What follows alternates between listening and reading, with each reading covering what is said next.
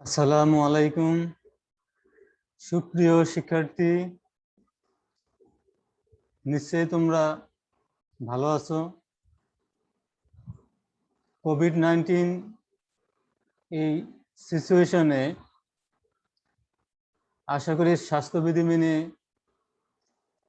বাড়িতে অবস্থান করছো।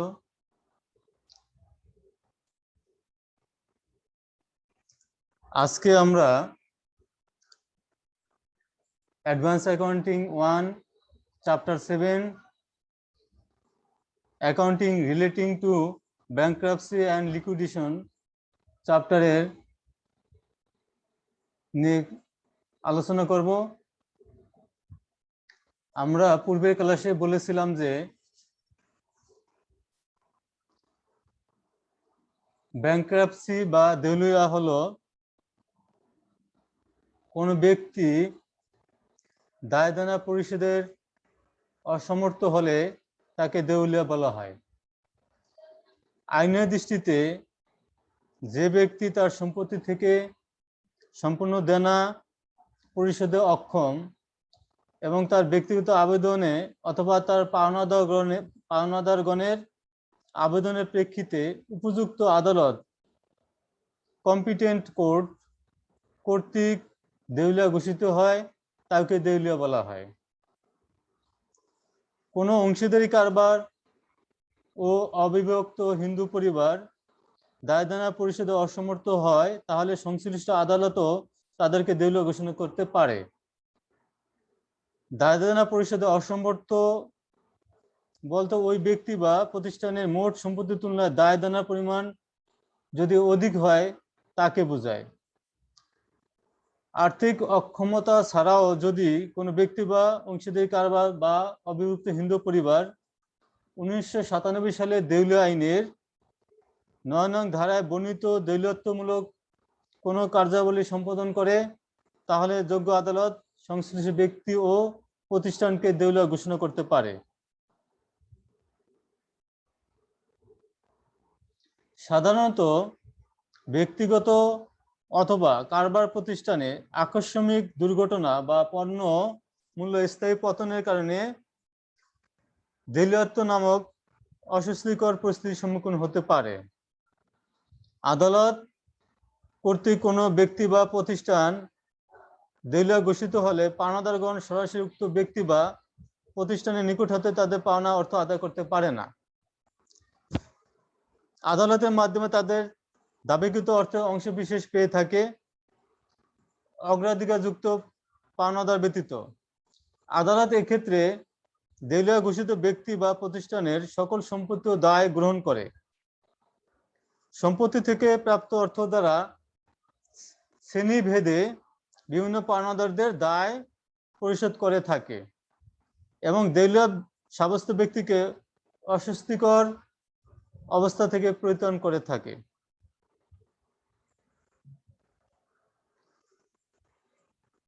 দেউলিয়ত্বের প্রধান উদ্দেশ্য দুটি: দেনাদারের সম্পদের ন্যায়সঙ্গত বন্টনের মাধ্যমে পাওনাদারদের বৈধ দাবির যথাযথ নিষ্পত্তি এবং নতুনভাবে শুরু করার জন্য দেনাদারকে একটি সুযোগ প্রদান। আমরা এর আগে বলেছিলাম যে ইনসলভেন্সি ভার্সেস ব্যাংক্রাপসি। ইনসলভেন্সি অর্থ পরিশোধে অক্ষমতা। যদি ইনসলভেন্সি দীর্ঘমেয়াদী হয়, পরিশোধ করতে অক্ষম হয়, তাহলে দেউলিয়ার দিকে এগিয়ে যায়। অর্থাৎ ইনসলভেন্সি ব্যাংক্রাপসিকে উৎসাহিত করে, অর্থাৎ ইনসলভেন্সি থেকে ব্যাংক্রাপ্ট হয়।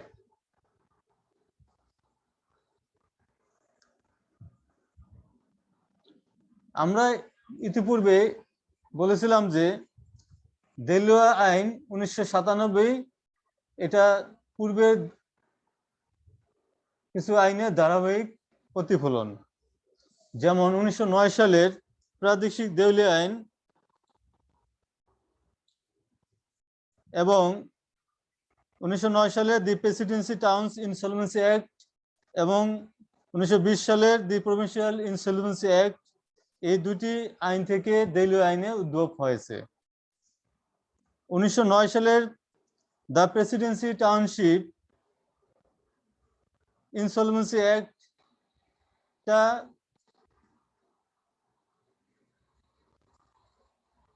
71 সালের স্বাধীনতা হওয়ার পরে শুধু ঢাকা শহরের জন্য প্রযোজ্য হয়েছে, এবং 1920 সালের দি প্রভিন্সিয়াল ইনসলভেন্সি অ্যাক্ট এটা ঢাকা শহর ব্যতীত সারা বাংলাদেশের জন্য সেটা প্রযোজ্য ছিল। এরপরে এই ধারাবাহিকতায় 1997 সালে দেলীয় আইন তৈরি করা হয়।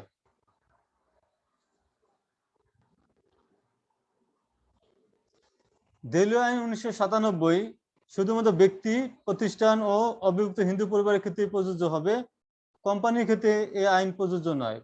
যৌথ মূলধনী কোম্পানি, জয়েন্ট স্টক কোম্পানি দেউলিয়া শব্দটি ব্যবহৃত না হয়ে লিকুইডেশন শব্দটি ব্যবহৃত হয়।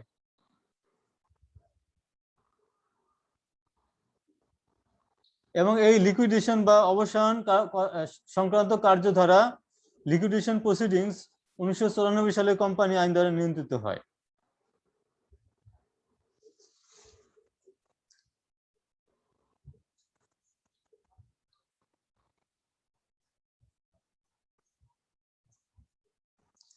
দেলীয় আইনের মাধ্যমে নিম্নলিখিত ব্যক্তি বা প্রতিষ্ঠানকে দেলীয় ঘোষিত করা যাবে না, যা দেলীয় আইনের 11 ধারায় বা সেকশন 11 উল্লেখ আছে। যে সকল ব্যক্তি বা সংস্থার বিরুদ্ধে আদালত কোনো আর্জি গ্রহণ করবে না তা হলো জাতীয় সংসদ এবং বিচার বিভাগীয় সংস্থা সহ যে কোনো সরকারি সংস্থা, কোনো দাতব্য বা ধর্মীয় সংস্থা, মুখ্য উদ্দেশ্য আর্থিক লাভ নয় এমন সংবিধিবদ্ধ সংস্থা বা স্ট্যাটিউটরি অর্গানাইজেশন, সরকার কর্তৃক বা সরকারের আর্থিক সহায়তা প্রতিষ্ঠিত কোনো স্বায়ত্তশাসিত প্রতিষ্ঠান, অটোনোমাস বডি, এদের বিরুদ্ধে আদালত কর্তৃক দেউলিয়া ঘোষণা করা যাবে না।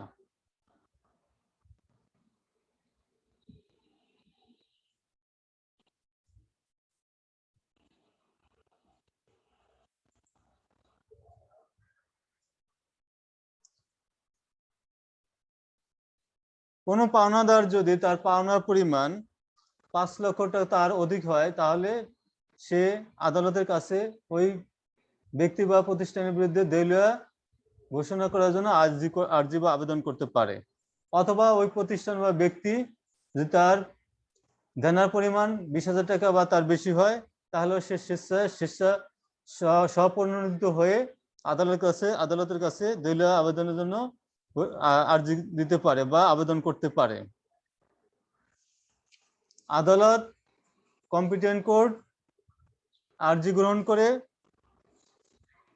দেউলিয়া প্রতিষ্ঠানের দেনা পাওনা পরিশোধ করার জন্য একজন রিসিভার নিয়োগ করতে পারেন।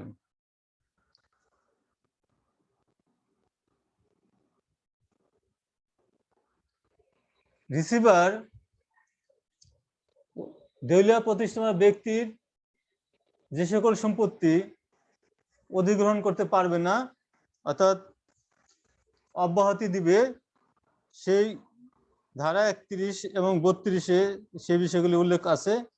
ধারা 32-এ বলা আছে যে দেনাদার যে সকল যন্ত্রপাতি ব্যবহার করবে তার জীবন ধারণের জন্য, সেই যন্ত্রপাতি বা পরিধেয় বস্ত্রাদি, গৃহস্থালীয় সামগ্রী, দেনাদারের স্ত্রী বা ক্ষেত্রমতে স্বামীর বা সন্তানদের ব্যবহারের জন্য অনুরূপ কোনো প্রয়োজনীয় সামগ্রী, দেনাদারের অবন্ধনকৃত বাসস্থান, বসবাস স্থান বা বাসগৃহ যার ভিত্তিমূল্য বা মেজর আয়তন 2500 বর্গ ফুটের কম, যদি সেটা শহর এলাকায় হয়, আমি শহর এলাকার বাইরে হলে 5000 বর্গ ফুট আয়তনের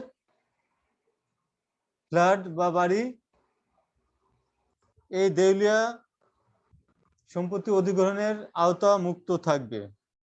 তবে এখানে উল্লেখ্য যে যদি দেনাদারের বা ব্যক্তি প্রতিষ্ঠানে যাকে দেউলিয়া ঘোষণা করা হয়েছে তার ব্যবহার্য জিনিস, আসবাবপত্র, গৃহস্থালী জিনিসপত্রের যদি মূল্য 3 লক্ষ টাকার অধিক হয়, তাহলে 3 লাখ টাকা অতিরিক্ত যেই টাকাটা আসবে সেটা দেউলিয়া আইনে অধিগ্রহণ করে পাওনাদারদের পাওনা মেটাতে পারবে।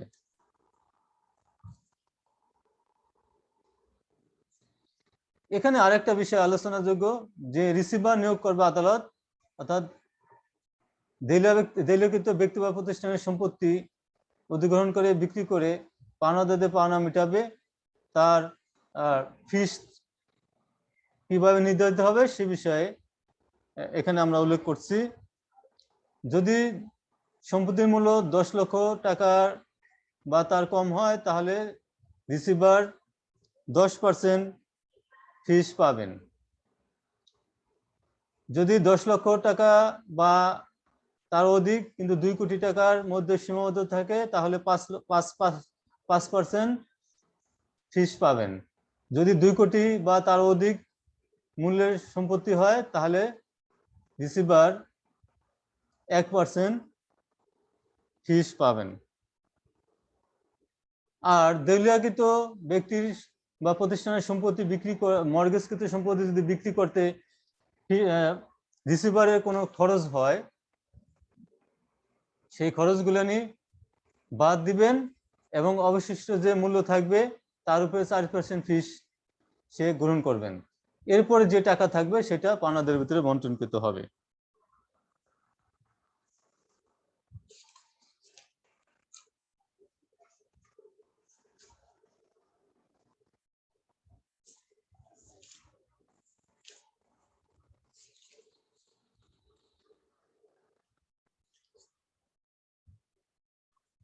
এখন পাওনাদারদের পাওনাগুলিকে 4টা ভাগে আমরা ভাগ করব। একটা হলো আনসিকিউরড ক্রেডিটর্স, জামানতবিহীন পাওনাদার, ফুলি সিকিউরড ক্রেডিটর্স, পূর্ণ জামানতযুক্ত পাওনাদার, পার্টলি সিকিউরড ক্রেডিটর্স, আংশিক জামানতযুক্ত পাওনাদার, এবং প্রিফারেন্সিয়াল ক্রেডিটর্স আর ক্রেডিটর্স পেবলস ইন ফুল, অর্থাৎ অগ্রাধিকারযুক্ত পাওনাদার বা সম্পূর্ণ পরিশোধযোগ্য পাওনাদার। এখন ফুলি সিকিউরড ক্রেডিটর্স আমরা গত ক্লাসে স্টেটমেন্টস অফ অ্যাফেয়ার্সে দেখেছি যে সকল পাওনার এগেনিস্টে দেনাদার পাওনাদারকে সম্পত্তি মর্গজ রেখেছিল এবং যার মূল্য ধারকৃত ধার থেকে অধিক, তাহলে ওই সম্পত্তি বিক্রি করে পাওনাদার তার সম্পূর্ণ টাকা আদায় করতে পারবে। এই ধরনের পাওনাদারকে বলা হয় fully secured creditors. Partially secured creditors বা আংশিক জামানতযুক্ত পাওনাদার, অর্থাৎ যে দেনার এগেনিস্টে বা যে টাকা ধার করবে তার এগেনিস্টে যে সম্পত্তি মর্গজ রাখবে, বন্ধক রাখবে, তার মূল্য যদি কম হয়, অর্থাৎ ওই সম্পত্তি বিক্রি করে পাওনাদার তার সম্পূর্ণ পাওনা আদায় করতে পারবে না, এই ধরনের জামানত যুক্ত লোনকে বলা হয় পার্টলি সিকিউরড ক্রেডিটর্স। অগ্রাধিকার যুক্ত ক্রেডিটর্স বা প্রিফারেন্সিয়াল ক্রেডিটর্স। প্রিফারেন্সিয়াল ক্রেডিটর্স দুই ধরনের হয়। অগ্রাধিকার এক, সরকারের পাওনা।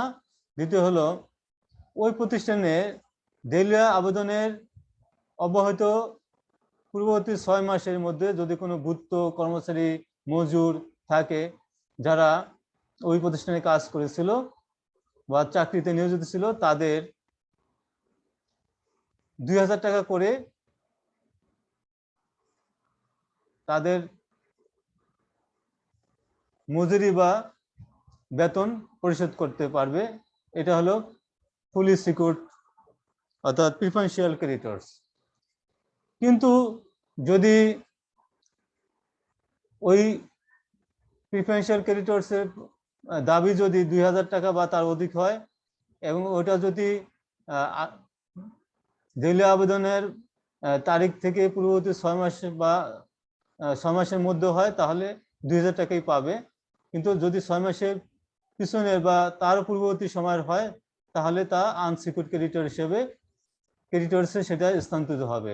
অর্থাৎ 2000 টাকা সে দেউলিয়া আবেদনের অব্যাহতি পূর্ববর্তী 6 মাসের সময়ের জন্য পাবে, আর এর অধিক হলে তার জন্য সে পূর্ববর্তী অর্থাৎ দেউলিয়া আবেদনের অব্যাহত পূর্ববর্তী 6 মাসের পূর্ববর্তী সময়ের জন্য আনসিকিউরড ক্রেডিটর হিসেবে সেটা গণ্য হবে এবং সেখান থেকে সে পাবে।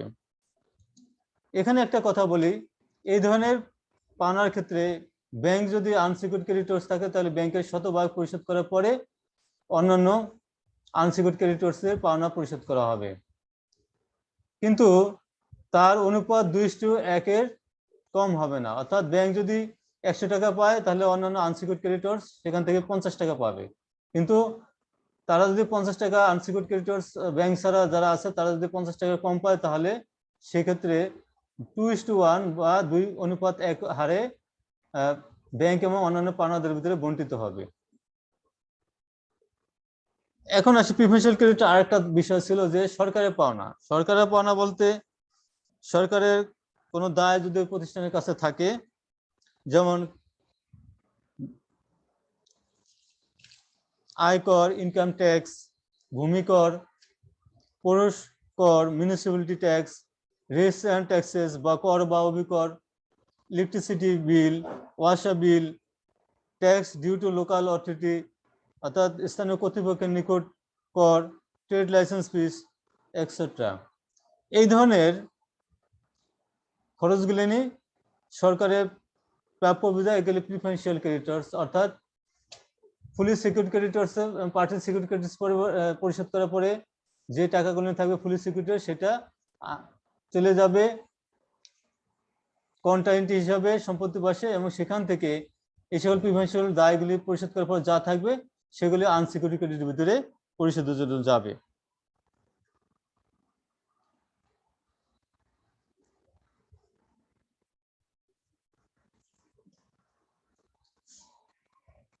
আমরা গত ক্লাসে স্টেটমেন্ট অফ অ্যাফেয়ার্সে এই পাওনাদারদের 4টি শ্রেণীবিভাগ কিভাবে লিপিবদ্ধ করতে হবে তা আমরা দেখেছিলাম।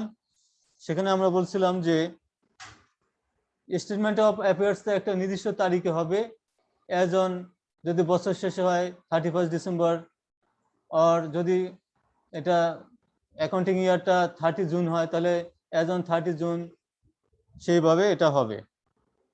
সেখানে দায় পার্শ্বে বা বাম পার্শ্বে ছিল লায়াবিলিটিস এবং ডান পাশে অ্যাসেটস। সেখানে দুটি টাকার কলাম থাকে, একটা হলো গ্রোস লায়াবিলিটিস আর একটা হলো এক্সপেক্টেড টু র্যাঙ্ক। সম্পত্তি পাশে book value estimated to produce. বাম পাশে আমরা বলছিলাম যে unsecured creditors, fully secured creditors, less value of fully secured securities, যেটা অবশিষ্ট থাকবে transfer to partly secured creditors. এরপর পার্টলি সিকিউরড ক্রেডিটর্স এর পাওনা পরিশোধ করার পর যেটা থাকবে সেটা সারপ্লাসটা অ্যাজ পার কোনটা হিসেবে অ্যাসেট পাশে যাবে।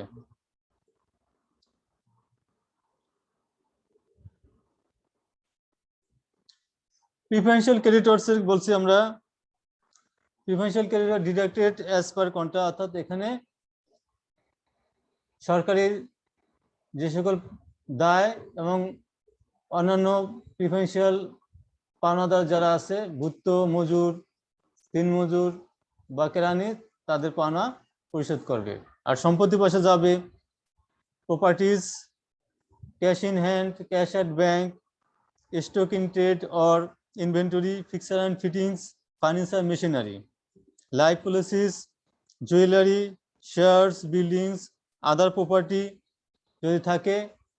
এখানে আমরা আমরা ইতিপূর্বে বলেছিলাম যে দানাদারের বা প্রতিষ্ঠানে যদি যারা সে ব্যক্তিগতভাবে ব্যবহার করে এই সকল ব্যবহৃত জিনিসের দাম যদি 3 লক্ষ টাকা তার অধিক হয় তাহলে অতিরিক্ত 3 লক্ষ টাকা অতিরিক্তটা এখানে আসবে, আর যদি 3 লক্ষ টাকার কম হয় তা এখানে আসবে না, অর্থাৎ সেটা অব্যাহতি পাবে। বুক টেপস অর্থাৎ বাকিতে যে সকল পণ্য বিক্রি করেছিল তার ভিতরে আবার 3টা ভাগ আছে, good, doubtful and bad and loss. Good যেটা সেটা সম্পূর্ণটাই আসবে, অর্থাৎ এখানে সংশয় নাই পাওনার ক্ষেত্রে। ডাউটফুল যেটা আংশিক সংশয় আছে, যতটুকু আংশিক সংশয় আছে ততটুকু আসবে না, যেটা প্রাপ্য বা পাওয়া যাবে সেটা আসবে। ব্যাড অ্যান্ড লস, অর্থাৎ এখান থেকে কোনো কিছু আসবে না, অর্থাৎ এখান থেকে কোনো টাকাই আমার অ্যাসেট সাইডে আসবে না। বিল অফ এক্সচেঞ্জ, অর্থাৎ বিনিময় বিল, যেটা আমরা ব্যাংকে বার্তা করে যদি দেনাদার টাকা নিয়ে থাকে, তাহলে দেউলে হওয়ার পরে ব্যাংক ইস্যুকারী কাছ থেকে যতটুকু আদায় করবে অবশিষ্ট টাকা দেনাদার দেউলিয়া হিসেবে ওই ডিসকাউন্টিং ব্যাংকে দিবে, এবং এই টাকাটা আনসিকিউরড ক্রেডিটরসে থেকে ক্রেডিটরসে যাবে। সেখান থেকে অন্যান্য পাওনাদারের সাথে 2:1 অনুপাতে, অথবা যদি বেশি টাকা থাকে 2:1, তাহলে 100% সেখান থেকে ব্যাংক পাইতে পারবে। এরপরে আমরা বলছিলাম যে ফুলি সিকিউরড ক্রেডিটরসের যে অতিরিক্ত সারপ্লাস টাকাটা অ্যাজ পার কন্ট্রাক্ট এখানে আসবে, যোগ হবে। এরপরে প্রিফারেন্সিয়াল ক্রেডিটের যে পাওনাগুলি আছে সেগুলি আমরা পরিশোধ করবো, যেটা সারপ্লাস থাকবে। এখন সম্পদ এবং দায় দুই পাশে ব্যালেন্সিং ফিগারটি হলো ডিফিসিয়েন্সি অ্যাকাউন্ট। তার মানে আমাদের স্টেটমেন্ট অফ অ্যাফেয়ার্স এর মাধ্যমে ডেফিসিয়েন্সি অ্যাকাউন্টটা বের করতে হবে। এখন এই ডেফিসিয়েন্সিটাই ওই দেনাদারের দেউলিয়তের জন্য থেকে যাবে। পরবর্তীতে যখন সে তার দেউলিয়ত গুছাতে পারবে, তখন আদালতের মাধ্যমে এই ডেফিসিয়েন্সি অ্যাকাউন্টের যারা পাওনাদার আছে তাদের টাকা পরিশোধ করে সলভেন্সি সার্টিফিকেট নিয়ে আবার সে তার স্বাভাবিক ব্যবসা বা তার জীবন সে চালাতে পারবে।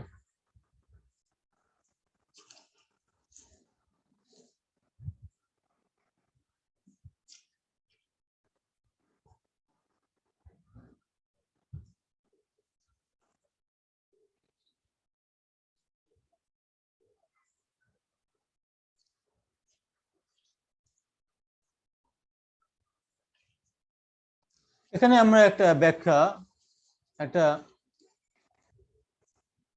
একটা উদাহরণ আমরা আলোচনা করতে পারি যে আনসিকিউরড ক্রেডিটরস তাদের টাকাটা কিভাবে বন্টন হবে। 1997 সালে দেউলিয়া আইনে জামানতবিহীন ব্যাংক লোন অথবা ব্যাংক ওভারড্রাফট এবং অন্যান্য জামানতবিহীন দায়ের পরিশোধের অনুপাত কমপক্ষে 2:1 হবে। অর্থাৎ দেউলিয়া ব্যক্তির সম্পদ থেকে যদি ব্যাংক ঋণ সম্পূর্ণ এবং অন্যান্য জামানতবিহীন পাওনাদারের কমপক্ষে 50% পরিশোধ করা যায়, তা করতে হবে। উপরোক্ত ব্যাখ্যার মূল প্রতিবদ্ধ বিষয় হলো এরকম যে ব্যাংক যদি 100 টাকা ফেরত পায়, অন্যান্য পাওনাদাররা আনসিকিউরড ক্রেডিটরস হিসাবে 50 টাকা পাবে। কিন্তু ব্যাংক 100 টাকা পেলো, কিন্তু অন্যান্য আনসিকিউরড ক্রেডিটরস পাইলো 40 টাকা, তাহলে ব্যাংক 100 টাকা পাবে না। সেক্ষেত্রে 2:1 2:1 রেশিও অনুপাতে পাওনাদারের ভিতরে ওই টাকাটা বন্টিত হবে। ধরি একটা ব্যাংক পাওনাদারের কাছ থেকে দেনাদারের কাছে বা দেউলিয়ত প্রতিষ্ঠানের কাছে 50,000 টাকা পায়, অন্যান্য প্রতিষ্ঠান পায় 40,000 টাকা। এক্ষেত্রে আমরা ব্যাংকে যদি 50,000 টাকা দেই, কিন্তু ওই ডিস্ট্রিবিউটেড ফর দ্য ক্রেডিটরস এর টাকার পরিমাণ যদি 60,000 টাকা হয়, তাহলে ব্যাংকে আমরা 50,000 টাকা দিতে পারবো না। সেক্ষেত্রে কারণ ব্যাংক 50,000 টাকা পেলে অন্যান্য পাওনাদাররা পাবে 10,000 টাকা, তাহলে 2:1 হবে না। সেক্ষেত্রে ব্যাংক এবং অন্যান্য পাওনাদারের ভিতরে 2:1 অনুপাতে ওই টাকাটা বন্টিত হবে। যদি এখানে এমন দেখা যেত যে টোটাল টাকার পরিমাণ 90,000 টাকা, তাহলে ব্যাংক 50,000 টাকা পাবে, অন্যান্য পাওনাদার 40,000 টাকা, তখন দেখলো উভয়ই শতভাগ ফেরত পেয়েছে। বা এমন হয়েছে যে ব্যাংক পেয়েছে 40,000 টাকা, তাহলে অন্যরা পেয়েছে 20,000 টাকা, তাহলে শতভাগ ব্যাংক পাবে, অন্যরা 50% পায়। যদি এর ব্যত্যয় ঘটে, তাহলে 2:1 অনুপাতে টাকাটা বন্টিত হবে। অর্থাৎ এর ফলে ব্যাংকও বেশি সুবিধা নিতে পারবে না, অন্যান্য আনসিকিউরড ক্রেডিটরসও বঞ্চিত হবে না।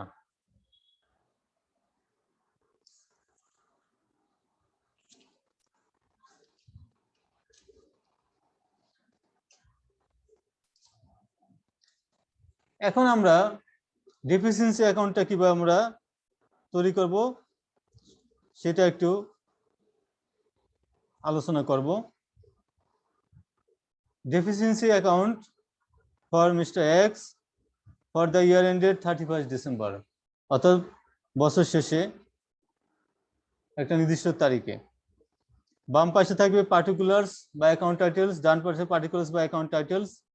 বাম পাশে যে বিষয়গুলি আসবে excess of assets of liabilities, এটাকে আমরা বলি ওপেনিং ক্যাপিটাল। তারপরে আসবে net profit made during the period after deducting usual trade expenses, income or profit from other sources, যেমন interest on capital, profit on sale of assets, proprietor salary, excess of private assets over private liabilities, non-payment of liabilities, gift from anywhere।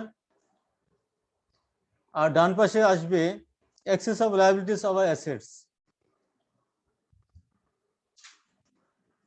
net loss made during the period after deducting usual trade expenses, drawing made during the period, bad debts, interest on drawings, loan realization, loss on realization, stock on inventory, furniture, plant, buildings, investment, etc., loss on bills discounted, other losses, speculation loss, ফটকা ব্যবসার যে ক্ষতি, loss through betting অর্থাৎ বাজি ধরার থেকে যে loss হবে, excess of private liabilities over private assets, winding আর্ম এক্সপেন্সেস, রিসিভার ফিস।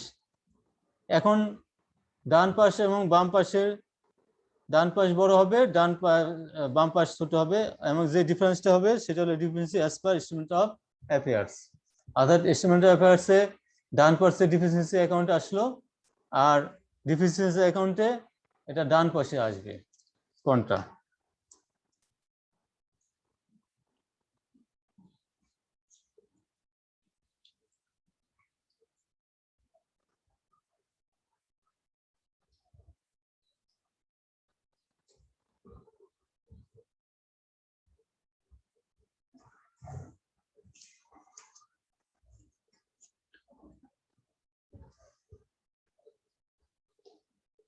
এখন আমরা অংশীদারি ফার্মের দেউলিয়ত্ব নিয়ে একটু কথা বলবো। Bankruptcy of A partnership firm. এক মালিকানা কারবার এবং অংশীদারি কারবার দেউলিয়া ঘোষণার সঙ্গে সঙ্গে উক্ত প্রতিষ্ঠানের মালিক বা মালিকগণ দেউলিয়া ঘোষিত হয়ে যায়। এক মালিকানা কারবারের দেউলিয়ার ক্ষেত্রে মালিকের কারবারের দায় দেনা ও সম্পদ এবং ব্যক্তিগত দায় দেনা ও সম্পদ অব্যাহতিপ্রাপ্ত সম্পত্তি ব্যতীত একত্রিত করে দেনা পরিশোধ করা হয়। কিন্তু অংশীদারি কারবারের ক্ষেত্রে এর ভিন্নতা লক্ষ্য করা যায়। অংশীদারি কারবারের ক্ষেত্রে ব্যবসায়িক সম্পত্তি দ্বারা ব্যবসায়িক দায় দেনা পরিশোধ করা হয় এবং মালিকের ব্যক্তিগত সম্পদ দ্বারা ব্যক্তিগত দায় দেনা পরিশোধ করা হয়। এক্ষেত্রে মালিকের ব্যক্তিগত সম্পদ দ্বারা ব্যক্তিগত দায় দেনা পরিশোধের পর যদি উদ্বৃত্ত থাকে সম্পদ, তাহলে উক্ত উদ্বৃত্ত সম্পত্তি ব্যবসায়িক দায় দেনা পরিশোধে ব্যবহৃত হবে।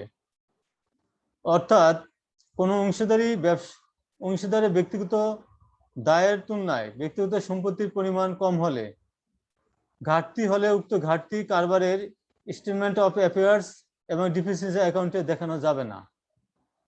দ্বিতীয়ত, কোনো অংশীদারি ব্যক্তিগত দায়ের তুলনায় ব্যক্তিগত সম্পত্তির পরিমাণ বেশি হলে এবং উদ্বৃত্ত হলে উক্ত উদ্বৃত্ত সারপ্লাস ফ্রম প্রাইভেট এস্টেট হিসেবে স্টেটমেন্ট অফ অ্যাফেয়ার্সের সম্পত্তি হিসাবে এবং ডিফিসিয়েন্সি অ্যাকাউন্টে বাম পাশে দেখাতে হবে। তৃতীয়ত, কোনো অংশীদার কারবারের কোনো দায়ের জন্য যদি ব্যক্তিগত সম্পত্তি জামানত রাখে, তবে উক্ত পাওনাদার প্রথমে কারবার হতে তার পাওনা আদায়ের চেষ্টা করবে। যদি কারবার হতে সম্পূর্ণ আদায় হয়ে যায়, তাহলে ব্যক্তিগত সম্পত্তি মুক্ত সম্পত্তি হিসাবে বিবেচিত হবে।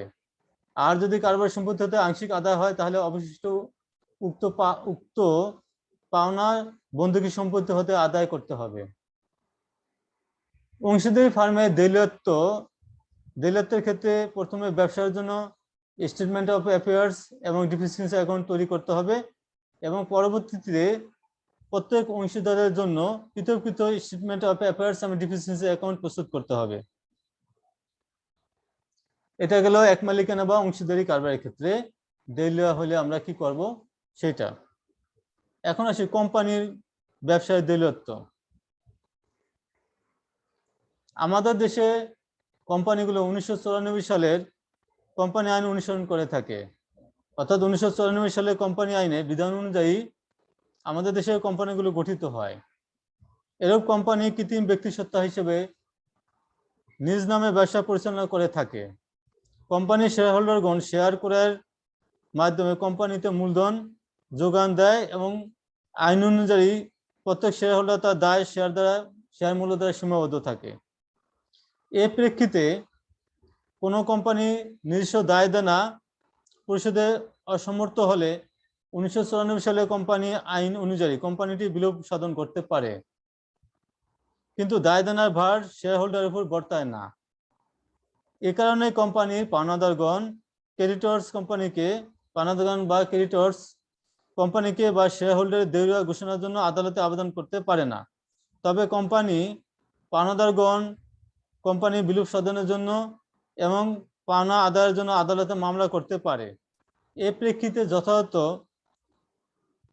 বিশ্লেষণের পর অভিযোগ সঠিক হলে আদালত সংশ্লিষ্ট কোম্পানিকে বিলুপ সাধনের নির্দেশ দিতে পারে।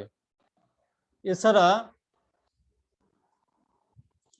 আদালত কর্তৃক সংশ্লিষ্ট কোম্পানির বিলুপ সাধনের জন্য একজন তত্ত্বাবধায়ক নিয়োগ দিতে পারে এবং বিভিন্ন পাওনাদারের পাওনা অর্থ পরিশোধের জন্য প্রয়োজনীয় পদক্ষেপ গ্রহণ করতে পারে। বর্তমানে বাংলাদেশের কোম্পানিগুলো 1994 সালের কোম্পানি আইন দ্বারা গঠিত, পরিচালিত, নিয়ন্ত্রিত হয়।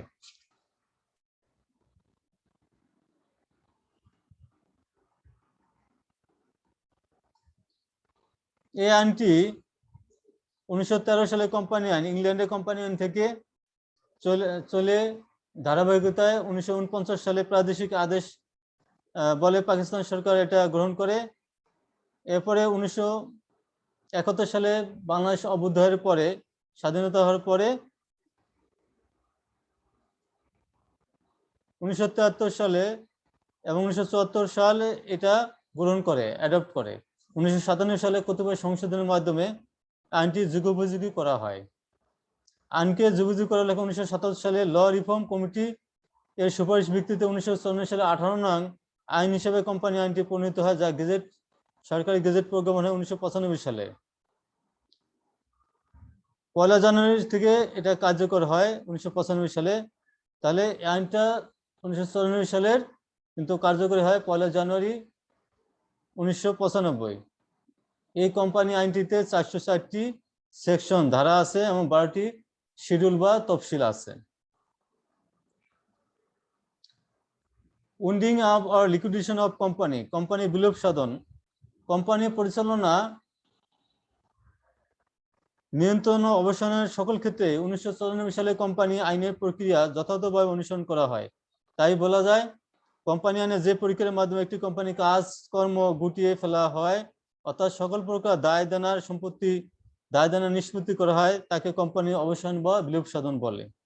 কোম্পানি বিলোপ সাধনের জন্য একজন অ্যাডমিনিস্ট্রেটর বা অবসায়ক নিয়োগ করা হয়। তিনি কোম্পানির বিলোপ সাধনের সকল দায়ভার গ্রহণ করেন, অর্থাৎ দায় নির্ধারণ করেন, সম্পত্তি বিক্রি করেন, পাওনাদারদের দায় পরিশোধ করেন এবং অবশিষ্ট শেয়ার হোল্ডারগণের মধ্যে আনুপাতিক হারে বন্টন করেন। আজকে এ পর্যন্তই। সরকারের নির্দেশনা মোতাবেক 18 বছর বা তদূর্ধ্ব সকল নাগরিক, ছাত্রছাত্রী থেকে শুরু করে সকল নাগরিককে ভ্যাকসিন গ্রহণ করতে পারবে। এই জন্য নিকটস্থ ভ্যাকসিন সেন্টারে যোগাযোগ করে তোমরা ভ্যাকসিনেশন করবে, অর্থাৎ টিকা গ্রহণ করবে। আমি 2 ডোজ টিকা গ্রহণ করেছি। সেটা করেছিল প্রায় প্রথম অ্যাস্ট্রাজেনেকা কোভিশিল্ডের ফেব্রুয়ারিতে, ফেব্রুয়ারিতে 1 ডোজ এবং এপ্রিলে 1 ডোজ, অর্থাৎ আমি 2 ডোজ নিয়েছি প্রথম যে কার্যক্রম গ্রহণ করে সেই সময় আমরা নিয়েছি, এবং ইনশাল্লাহ এর ফলে আমরা অনেকটাই ঝুঁকিমুক্ত আছি। এবং টিকাটা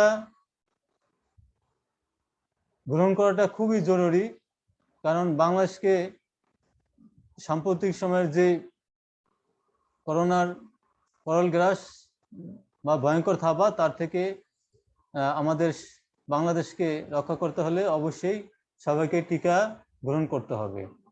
এর ফলে মানুষের অ্যান্টিবডির সৃষ্টি হয়, মানুষ আক্রান্ত হলেও তারা কমপ্লেক্সিটিতে বা জটিল সমস্যায় ভোগে না, এবং 2-1 জন যদিও আক্রান্ত হয়েছে এবং তারা বড় কোনো জটিল সমস্যায় পড়েন নাই এবং তারা দ্রুত সুস্থ হয়েছেন। এই জন্য আমরা আশা করব তোমরা তোমাদের পরিবারের বা প্রতিবেশীদেরকে করোনা টিকা গ্রহণে উদ্বুদ্ধ করবে। সবার মঙ্গল কামনা করছি। আল্লাহ হাফেজ।